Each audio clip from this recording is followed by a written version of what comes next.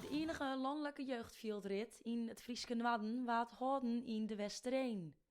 Wielervereniging Otto Ebbens nodigt de band uit het hele land uit.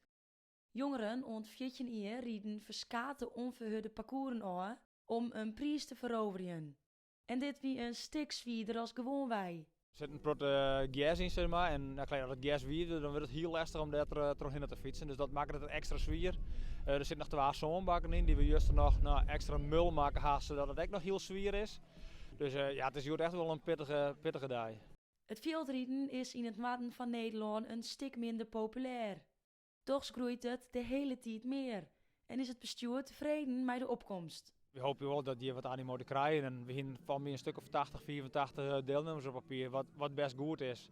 Nou, voor een eerste wedstrijd gaan we het volgens mij hartstikke goed opzetten. En, we hopen het nog verder uit te bouwen. Ik zat hier ook al op wielrennen en toen zag ik het in de winter en dat vond ik wel leuk om te doen. Al die heuveltjes en bochtjes, dat vind ik wel leuk. De eerste fieldrit van jongeren smaakt het naar meer.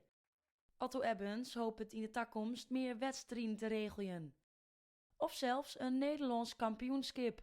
We willen sowieso vanuit Otto Ebbens willen we graag nog een wijwedstrijd organiseren. We willen een MTB-wedstrijd, dus op een mountainbike, dat willen we ook faciliteren. En daarnaast hebben we hier wel ambities om terug te groeien. En we hopen dat we over 1 of 2 jaar misschien een Nederlands kampioenschap organiseren kunnen.